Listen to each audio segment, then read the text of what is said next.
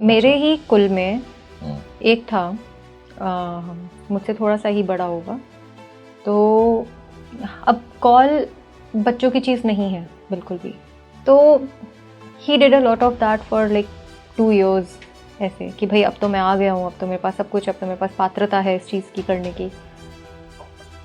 बस एक कहीं से भी एक बस जरिया चाहिए होता है माँ को दंड देने का। उस जगह से फोकस कहीं और जाता ही नहीं है। इसे सम्मोहन कहा जाता है। वशीकरण और सम्मोहन में एग्जैक्टली फर्क क्या है? वशीकरण में मैनिपुलेट करना, किसी चीज़ को किसी चीज़ से काम करवाना। एक नॉर्मल इंसान का क्या होता है, आपको कुछ मिलता है, फिर आपको और चाहिए, फिर और चाहिए, फिर और चाहिए। शिव का जो तत्व होता है वो वैराग्यता लाता है कि आपके दुनिया की सारी चीज़ें भी ना मिल जाए ना, उसके बाद भी आप वही सिंपल कपड़े पहनोगे।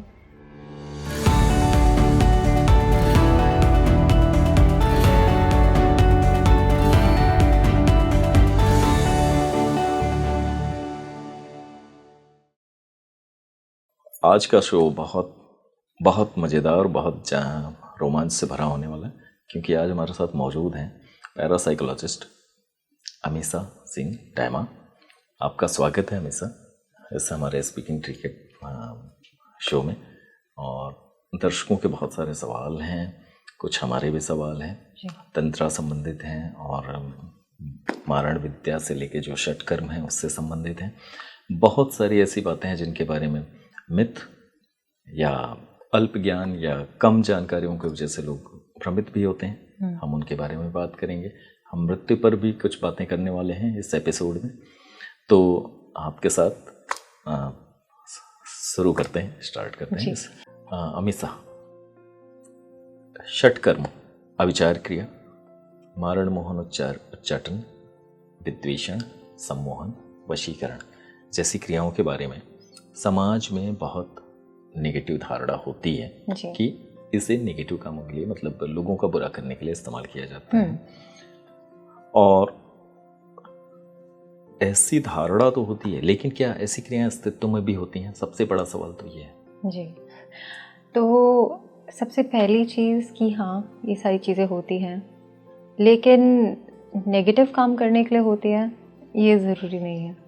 तो अगर देखा जाए कि एक इनमें से अगर हम एक को लेते हैं, वशीकरण जी, जो बहुत फेमस हो रखा है और इसके बारे में मूवीज़ भी आ रखी हैं। कोई बोलेगा काला जादू तो उसका दूसरा शब्द होगा वशीकरण। तो काफ़ी नेगेटिव एस्पेक्ट्स हैं इस चीज़ को लेके।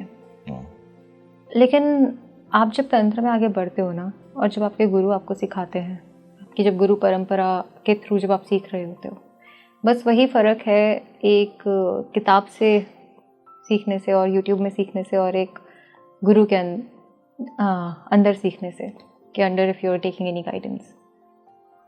तब मुझे पता चला था कि हाँ, वशीकरण वश में करने के लिए तो होता है, लेकिन किसे वश में करने के लिए होता है? वशीकरण अपनी इष्ट देवी को वश में करने के लिए होता है। That you are hypnotizing her, you are connecting with her, she is so happy with you that वो एनर्जीज ही आपके आसपास घूम रही हैं। अगर माँ बगलामुखी आपकी इष्ट देवी हैं तो वो इंसान को काफ़ी ज़्यादा अथॉरिटी देता है उसके आसपास। उनको स्तंभन की शक्ति जैसे कहते हैं ना, वो स्तंभन की देवी हैं। तो अगर हम उनके ऊपर वशीकरण सिद्धि कर रहे हैं तो किसी गलत काम के लिए नहीं, पर हम कह रहे हैं कि माँ वशीकरण अगर हमें करना है तो मतलब हमारा होना चाहिए। तो उसमें आप ये कह रहे हो that you hypnotizing her, as an अगर आपको इष्ट देवी भी आप के ऊपर ही वशीकरण हो गया कि उन्होंने अपने आप को ही वो कर लिया है, तो आप जैसे एक माँ एक बच्चे के लिए एक वशीकरण ही होता है। उसे भूख लगती होती है, उसे खाना देती है, उसे रोता है तो उसे सुलाती हैं, सब करती हैं। तो एक तरह से वो एक कनेक्शन बैठ जाता है which you want with your देवी। इसीलिए वशीकरण को बनाया गया था। और जब वो बनता है तो आपकी जो ग्रोथ होती है, आपकी जो ट्रांसफॉर्मेशन होती है उनके रहते हुए, तब आपको मोक्ष की प्राप्ति होती है। तब आपको इस दुनिया में वो सारी चीज़ें मिलती हैं जैसे आपको चाहते हो। अगर जैसे मैंने कहा था माँ बगलामुखी अगर आपकी होती है तो उनकी जैसी एनर्जीज हैं that she gives a lot of respect, government authority और ये सारी चीज़ें। कोर्ट केसेस में कहते हैं कि काफ़ी लोग जो जिनके कोर्ट केसेस होते हैं वो माँ बगलामुखी के पास जाते हैं, क्योंकि ताकि वो जीत सकें। क्यों? क्योंकि सामने वाला उनके बारे में कुछ गलत ना बोल सके, सिर्फ इसलिए। और वहाँ पे कोर्ट में तो यही चीज़ें हो रही होती हैं, तो उस इंसान के बारे में कोई कभी कुछ गलत नहीं बोल सकता, कोई कुछ गलत उल्टा कर नहीं सकता, कोई बुरे इंटेंशन से नहीं आ सकता। माँ छोड़ेंगी नहीं उन्हें, और जैसा वो चाहते हैं वो उसी अपने ही इमेज में उस इंसान को बनाती है, जैसे जैसे वो होती है, जैसे उनकी पावर्स होती हैं। तो अगर आप माँ को देखोगे तो she is made out of, मतलब उनकी कहते हैं कि स्किन नहीं लगते, इट इज़ गोल्ड, पूरा ग्लो कर रही होती है। तो जो बगलामुखी उपासक होंगे वो आपको देखेंगे कि उनकी ऊर्जा ऐसे वो ग्लो करते रहेंगे, उनके फेस पे आपको तेज दिखेगा। माँ बगलामुखी को पीताम्बरा भी, हाँ जी, पीताम्बरा और बगला और भी बहुत नाम है उनके। और ये जो है उन्हें जो कहते हैं इसीलिए क्योंकि पीताम्बर उनसे बनी है, साथ में फूलों का और स्वर्ण का उन्होंने जूल्स पहने हुए हैं, स्वर्ण भाई। हाँ जी। तो मतलब वो लड़ भी रही हैं लेकिन उन्होंने अपना थ्रोन भी नहीं छोड़ा है। वो आप देखोगे हमेशा, वो कभी भी आपको खड़ी हुई नहीं मिलेंगी, कहीं वैसे बैठी हुई मिलेंगी, हमेशा आपको थ्रोन में मिलेंगी। उनका राइट पैर ऊपर आगे होगा, लेफ्ट पैर उनका जो असुर है उसकी छाती पे होगा, और एक से उन्होंने उनकी जीभ पकड़ी हुई है ताकि वो किसी के बारे में उल्टा ना बोल पाए। एक हाथ में अब उनका गदा होगा जिससे उसे मार रही हैं। अगर आप उनकी पूरी इमेज देखते हो तो उनके एक हाथ में कैंची होती है जिससे उसकी कैंची मतलब उसकी जीभ काट रही है, उनकी ज़ुबान काट रही है, ताकि वो कुछ उल्टा नहीं बोल सकता, कुछ उल्टा कर नहीं सकता, कुछ उल्टे इंटेंशंस नहीं रख सकता। तो she is so powerful, she is in such authoritative position. Meanwhile she has the ethics and aspects, एक वॉरियर भी है लेकिन अपने थ्रोन में बैठ के कर रही हैं आराम से। कहीं पे ऐसा कुछ नहीं दिख रहा कि मतलब पूरा वहाँ पे उतर के आपका जो ये होता है क्षेत्र जहाँ पे हम लड़ाई करते हैं, वहाँ पे उतर के ऐसा कुछ वहाँ पे जाके कर रही है आराम से, बिना कुछ स्ट्रेस, मतलब कितना बिना कुछ हार्ड वर्क के she is able to do all those things. Why? Because she has those powers. तो उसी शेड में अपने उपासक को बनाती है, अपने उसी परछाई में, एक जैसे माँ अपनी परछाई देती है अपने बच्चे को, वो जो भी सिखाएगी बच्चा वैसा ही सीख के बड़ा होता है ना। तो माता भी, वो जो माँ आपकी होगी, जो आपकी इष्ट होगी, वो भी आपको वैसा ही सिखा के बढ़ाएगी। इसीलिए वशीकरण किया जाता था कि ताकि वो आपको अपना बच्चा समझे, ऐसा समझे कि भाई तुम ही मतलब मेरे बच्चे हो, और आपके साथ वैसे ही रहें जैसे एक माँ अपने छोटे बच्चे के साथ रहती है। A mother's last love is their son और डॉटर, जो उनका बच्चा होता है। Why? Because that energy is there. तो इसीलिए वशीकरण की जो सिद्धि होती थी वो दी जाती थी। अब लोगों को लगा कि अच्छा हाँ, जो एक महाविद्या को वशीकरण में कर सकता है वो तो और चीज़ों को भी कर सकता है। वो उन्हें छोटी मोटी चीज़ों में यूज़ करने लग गए। वो उन्हें आपके क्या कहते हैं, हाँ ये मुझे ये आज मुझे ये लड़की पसंद आ गई तो इसे वशीकरण में करो, ये यहाँ पे ये है तो इसे वशीकरण, हर चीज़ के लिए उन्होंने वशीकरण का नाम दे दिया। But this is not what it is for.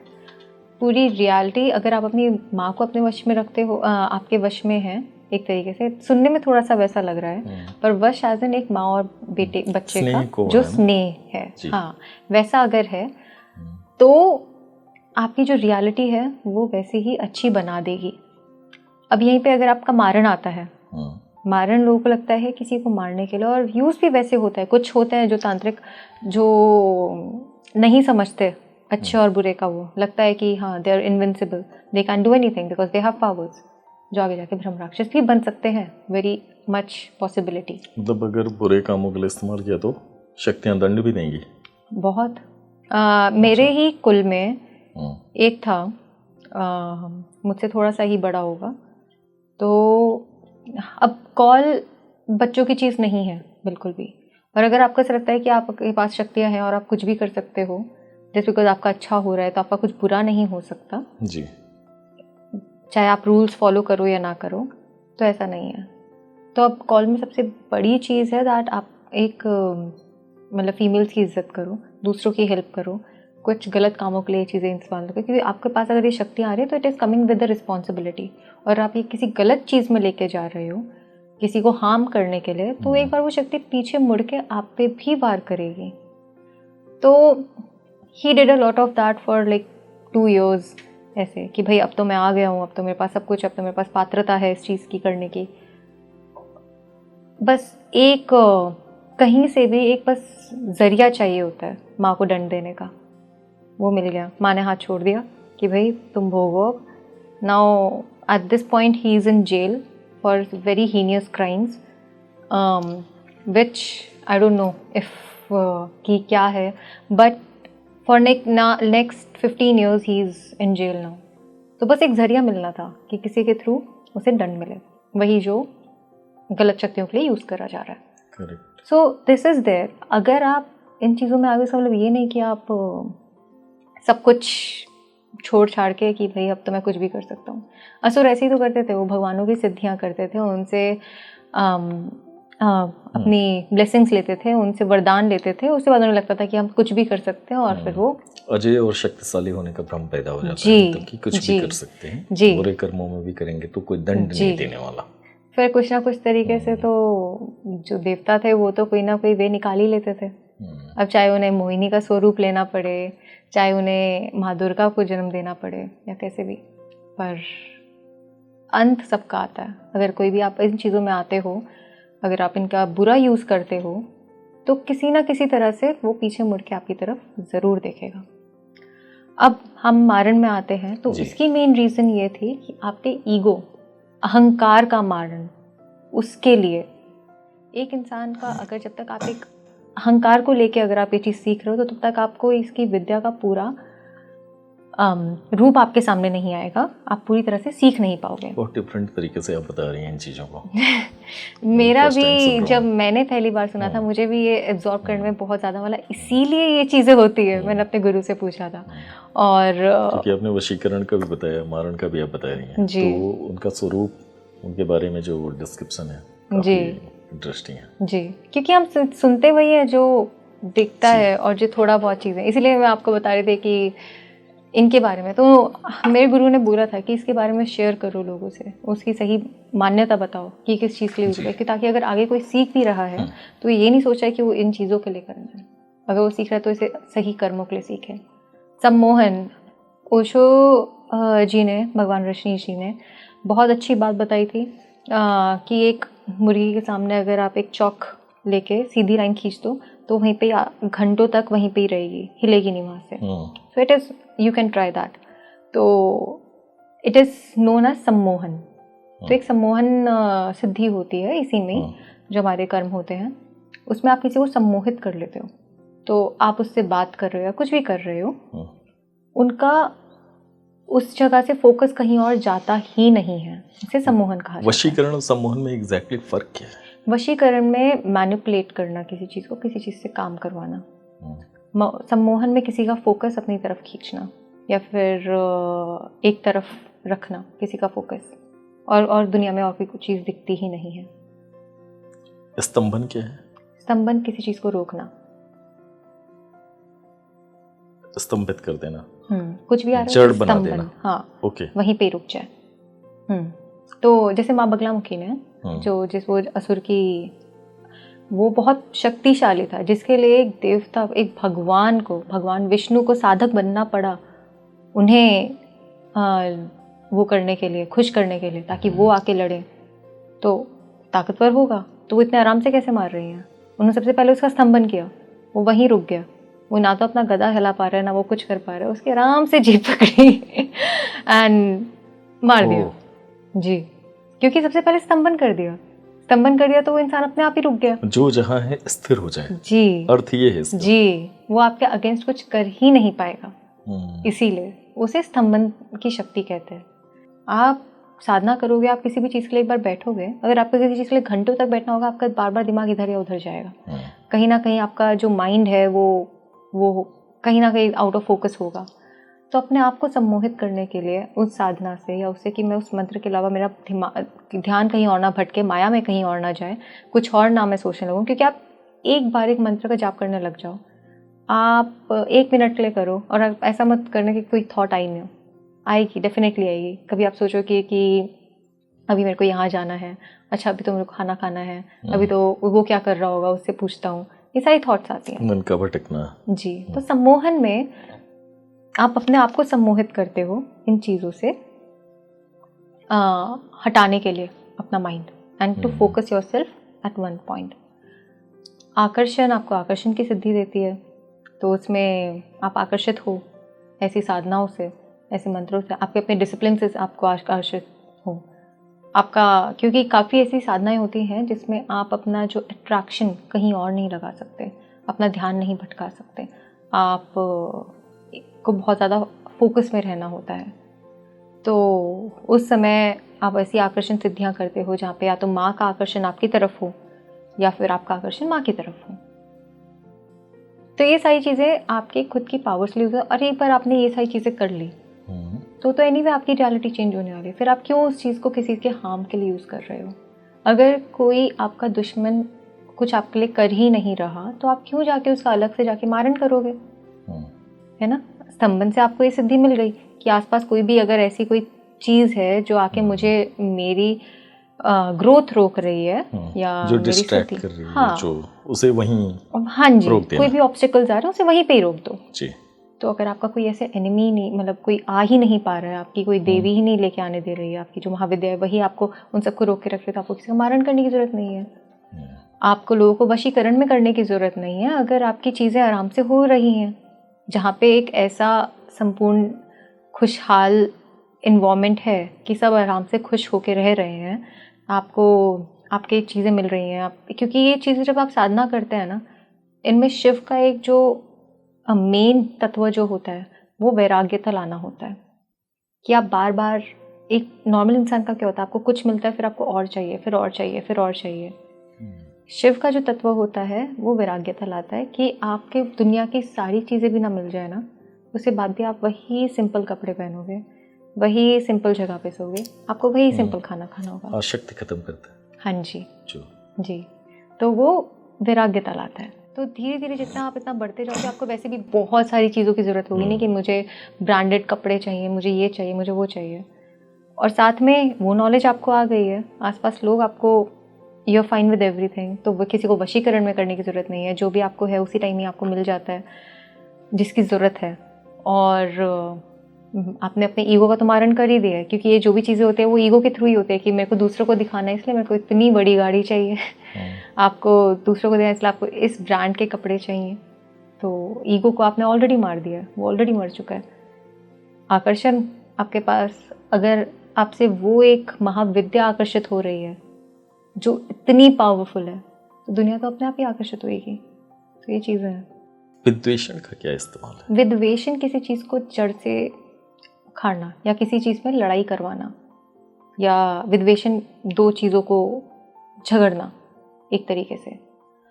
तो डिटैचमेंट, डिटैचमेंट के रूप में कह सकते हैं। डिटैचमेंट एज एन यस, अगर जो आपके जो ये आते हैं जो वैसे जो यूज़ करते हैं, वो डिटैचमेंट एज एन वो आपके किसी दो इंसानों के बीच में झगड़ा करवाने के लिए या हटाने के लिए, या किसी की पार्टनरशिप बहुत ज़्यादा अच्छी, बहुत ज़्यादा स्ट्रांग है, उसे हटाने के लिए ये प्रचलित है जी। करेक्ट। तो उन चीज़ों में ये है। लेकिन आप में विद्वेषण माया से, जो एक आपका जो जीवन आप जिसको वो कर रहे थे कि मेरे को अब ये चाहिए, ये चाहिए, जिसकी ज़रूरत नहीं है, जो थोड़ी बहुत चीज़ें हैं, उससे आपका विद्वेषण करवाने के लिए एक साधक को ये बनाया गया है। कोई भी चीज़ जो आपके लिए अच्छी नहीं है, we all have very toxic relationships जो आपके लिए हेल्दी नहीं होती हैं। यू आर इन रिलेशन किसी भी चीज़ का, मतलब ऐसे ज़रूरी नहीं है कि मतलब एक फीमेल या मेल पार्टनर के बीच में, इन एनी रिलेशन जो आपको नीचे रख रहा है, तो ऐसी जो भी चीज़ें हैं जो आपको नीचे रख रही हैं, आपकी ग्रोथ नहीं होने दे रही है, उससे विद्वेषण हो जाए। कोई भी ऐसी चीज़, ऐसी मार्ग आपका जो आपको नीचे रख रहा है, आपको बढ़ने नहीं दे रहा है, जो हमारी एनर्जी को बाधित कर रहा हो, हाँ उसे जी, रोकना जी, या उससे हटना। हाँ, जिससे अटैचमेंट आपका ऐसा है जिससे आप हट भी नहीं पा रहे हो, आपके एडिक्शंस हो गए, जो पतन मार्ग की तरफ हाँ जी, आपके एडिक्शंस हो गए, आपके ऐसी वांट्स और नीड्स हो गई, या कोई रिलेशंस ऐसे हो गए, या कुछ जगह ऐसे, कुछ मार्ग आपके ऐसे हो गए जो आपका रुइन कर सकते हैं, जो आपका डिस्ट्रक्शन, जो आपका पतन कर सकते हैं, उनसे विद्वेषण करवाने के लिए। अमीषा ने आपने इतनी अच्छी व्याख्या की है जो काफ़ी डिफरेंट है। तो तंत्र में इन जो षट कर्मों का इस्तेमाल किया जाता है जी, उसका एक सवाल और ये जिज्ञासा बहुत सारे लोगों की होती है, तंत्र में डेथ को किस रूप में देखा जाता है? मृत्यु, जो सामान्य तौर पे हमें काफी डराता है। मृत्यु के एस्पेक्ट क्या है तंत्र में? तंत्र में मृत्यु का मतलब मोक्ष, मतलब एनलाइटमेंट। हमारे गुरु कहते थे कि इसकी आज मृत्यु हो गई है, तो नॉर्मल इंसान को ये लगेगा कि भाई मृत्यु हो गई है, पर होता ये था कि उसे मोक्ष प्राप्ति हो गई। अब एनलाइटमेंट्स के भी काफ़ी ज़्यादा लेवल होते हैं, 1 2 3 ऐसे धीरे धीरे आते हैं जी। बहुत सारे एक साथ आपको एकदम से नहीं मिलता है, धीरे धीरे आप अपनी लाइफ में एनलाइटन होते हो। तो जब आप ऐसी नॉलेज गेन करते हो जिससे आपको रियलाइजेशन हो रही होती है अलग अलग चीज़ों की, आप तंत्र में जितना जितना आगे बढ़ते रहते हो और जितना आप इससे चीज़ें एब्जॉर्ब कर रहे होते हो, आपकी एनलाइटनमेंट भी बढ़ती रहती है। उस चीज़ को मृत्यु कहते हैं, जिस हमारे लिए मृत्यु ही इज़ एनलाइटनमेंट। क्योंकि जब तक आपकी एनलाइटनमेंट नहीं होगी ना, जब तक आप उस लेवल, उस मोक्ष प्राप्ति के लेवल तक पहुंच नहीं जाओगे, तब तक आप जन्म लेते ही रहोगे, उसी लूप होल में खेलते रहोगे। अगर यहाँ पे शिवा है, एक मिरर है, यहाँ पे शक्ति है, दूसरा मिरर, डेथ, बर्थ, दूसरा मिरर। आप बीच में खड़े हो जाओगे, आपको बहुत सारे दिखेंगे, है ना, अपने रूप। तो डेथ है, वापस आके birth, again death, birth, again death, birth, again death, birth, again death, birth, और जो बीच में है वो माया है। तो जब तक आप उससे अलग नहीं होगे ना, उस इल्यूजन से नहीं हट पाओगे, तब तक आप कैसे जाओगे? कोई अंत ही नहीं है। तो हमारे लिए जो अंत होता है, जो डेथ होती है, वो एनलाइटमेंट है, और जो आपको शिवजी प्रदान करते हैं। और देखोगे माँ काली के नीचे शिवजी लेटे हुए हैं। ही is in a way of, अपना वो स्थिर है, he is enlightened, he is dead, एक तरीके से जो दिखाया जा रहा है कि उन्होंने, तभी तो उन्हें रियलाइजेशन हुई थी कि मैंने उनके ऊपर पैर रख दिया और वो तो नहीं मर गए, ऐसे कुछ वो जो सोच रही थी। Correct. तो हमारे लिए Shiva is enlightenment, he is death, Shakti is creative energy, ऊर्जा, शक्ति जिसको बोला जाता है, एंड बर्थ किसी चीज़ का। तो दैट इज द कनेक्शन। तो yes, the normal deaths are not deaths for tantra. आपकी बातों से जो मैं अपने सामान्य बुद्धि से मैंने क्या समझा जी, कि मृत्यु के बारे में जिस तरह तंत्र बात करते हैं, वो एक उस माया का हटना है जी, और सत्य का उद्घाटन होना, सत्य का सामने आना है जी। तो जी, बहुत बहुत धन्यवाद आपका हमारे इस एपिसोड, इस सीरीज में शामिल होने के लिए। मीसा, इतनी कीमती बातें आपने बोली हैं और इतने नए नए ढंग से बताई हैं जी, और इतने सामान्य भाषा में बताई हैं कि हमारे ऑडियंस को बहुत मज़ा आने वाला है और बहुत ज्ञान मिलने वाला है जी। एक्चुअली एक बात से मैं कहते हैं कि ज्ञान अगर गूढ़ है, गूढ़ भाषा में है, तो व्यर्थ हो जाता है। हाँ जी। आपने हमारी भाषा में हमें बताने की कोशिश की है जी। तो बहुत बहुत थैंक यू सो मच। अगर आप ऐसे क्वेश्चंस नहीं पूछते तो मैं बता नहीं पाती। तो फिर मिलते हैं अगले पॉडकास्ट में। डेफिनेटली। मीसा के साथ हम बहुत सारे एपिसोड करने वाले हैं। आप ऑकल्ट साइंसेस से लेके पैरासाइकोलॉजी से लेके और कई कई विधाओं की एक्सपर्ट हैं, उसकी अच्छी जानकार हैं। सबसे बड़ी बात है कि बहुत सिंपल लैंग्वेज में, बहुत ही साधारण तरीके से बताती हैं, जो हम सभी के समझ में आने वाला है। तो और भी बहुत से बातों पे, बहुत रहस्यों को सामने लाएंगे हम आने वाले एपिसोड्स में।